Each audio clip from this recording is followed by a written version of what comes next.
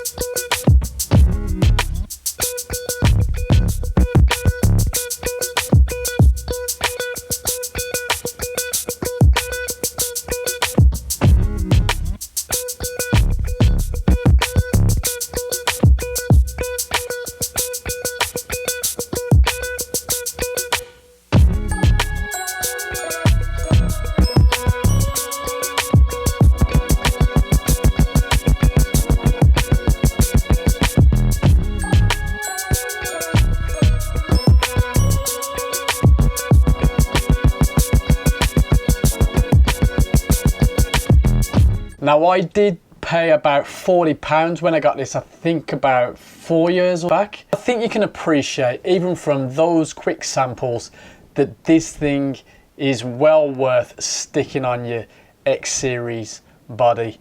Now of course you can go down the route of getting a cheaper body and teaming it up with that. Why not? If you're happy to use manual focusing, this has a nice, relatively smooth and accurate action. Typically, if you stop down, you're going to get a bit more fidelity, a bit more added contrast to that, a bit more sharpness. But I love to shoot wide open, especially when I'm testing what a lens can do, because if it can produce something quality and worthwhile wide open, when you know the potential's there, when you stop down a little bit, just when you need that extra punch. I find with this adapter from K&F, it teams up well. It's not particularly loose, it feels good when you use it, and of course for you real old schoolers, you can use the distance meter there.